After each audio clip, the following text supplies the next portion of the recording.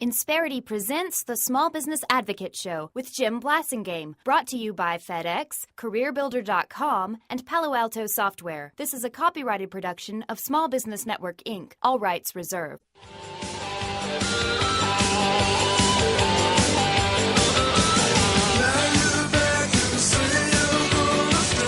Welcome back, 17 till. Little ZZ Top bringing us back. That's Billy, Dusty, and Frank bringing us back.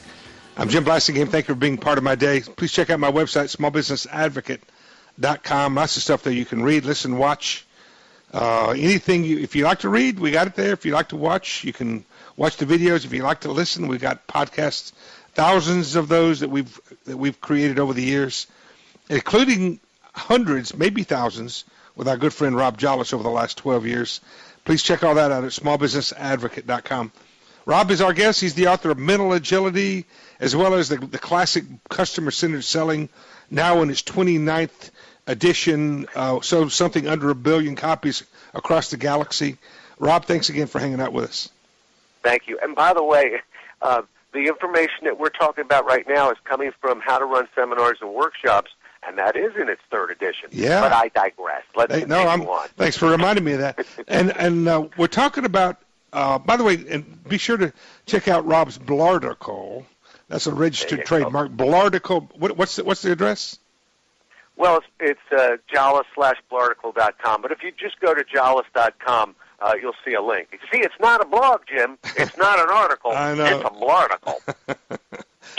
Boom. And so, Jolles, JOLLES.com. All right, we're talking about the sniper. You're giving a speech. Right. You're making a presentation. You're training an audience. Maybe, you know what, Rob? This could be an employee of a small business who's been asked by the owner to train the new people, to train the other employees on something that they've learned or they know. So it doesn't have to be. You don't have to be a fancy keynote speaker like you, Rob. It could be a regular employee. And so, but here's the thing here's a fact. Wherever you're speaking, there's a sniper in every crowd. Expect, I'll put it this way, expect there to be at least one sniper in every crowd. And so, and what Rob and I are talking about is what they look like, why are they motivated, what motivates them, and how do you deal with them in the different ways. And you mentioned earlier, you give them the first one free. The first shot they take is free. What about the second shot? Okay. Second one, once we see it come at us again, then we know, okay, it wasn't my imagination. We got a scenario happening here. So one of the best techniques I like is called a relay. And what a relay does is it says, when Jim says to me, me again, are we going to get to anything that's going to be helpful soon? That's when we say, okay, now I see what's happening. We just simply repeat it. Okay, it sounds like you're looking for utilities. Of course, I'm going to rename it. You're looking for the utilities in what we're speaking about today. I'm curious, how do the rest of you feel about this? Do you think that the message I'm bringing today is going to be helpful? And, Jim, I have to tell you, before anybody takes a deep breath and goes, but what if? I gave a presentation some years ago in Red Bank, New Jersey, when I was working for the National Flood Insurance Program, and they had gone through a flood. People were this was 3 months waiting for checks. The press was there. There was a hostile audience. They were picketing when I came in. I got sniped early, and when I took that second snipe and relayed it to an audience that was livid with me basically representing the government, immediately people said, well, I came to hear what the guy had to say. In other words, that's an audience that was clearly against me, and still they're with me because nobody wants to see the speaker attacked. Mm-hmm. And so a relay, if it worked then, trust me, a relay will work. It will let that audience do what they want to do, which is to go at that sniper themselves. Here's another way to relay. I guess this would qualify as a relay. Sometimes somebody in the audience will say something to and it'll make folks laugh. They'll say something funny that'll either be at your expense or it'll be something about what you said or something like that. And I walk right up to them because, as you know, you're probably like me too, Rob. I actually try to stay close to the audience. I never stand behind a podium, and unless I have to, I don't stand up on the stage. I get out in the audience a little bit, and so I walk right up to them if I can. And I say, "What's your name, sir?"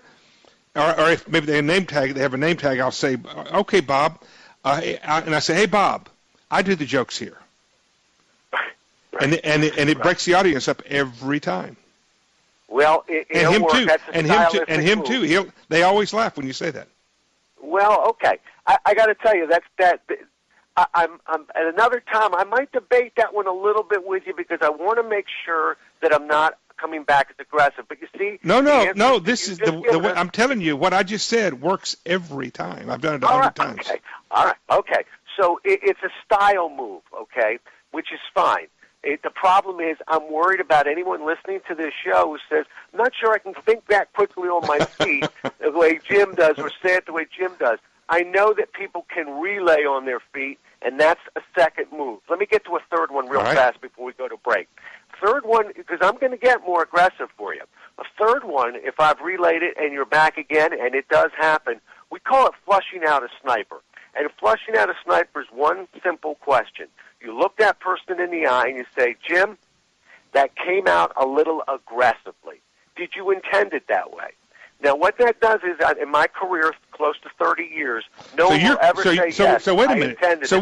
Whoa, time out. So me telling him I do the jokes is aggressive, but you telling him you telling him I think that's aggressive is not aggressive? Wait a minute. Hang on. Remember, I'm stepping you up in sequence right now. I didn't walk in the room going, that sounds aggressive to me. What I want to make sure, I hear your question. As long as you tell me what you're doing is further in sequence, in other words, we've already relayed it, we've taken the first one free, and then you're going to make, you're going to make light of it. I'm with you. I'm okay. I'm a process guy. I know relaying people can do. Right. I know if they remember this sentence, they can do it. And what it'll do if you flush them out, and let me get real fast, is it will make people shut down and at least stop hitting you. I'll finish that thought. Hold on to that thought. Rob Jolles and I will be right back. 10 till. Stay with us.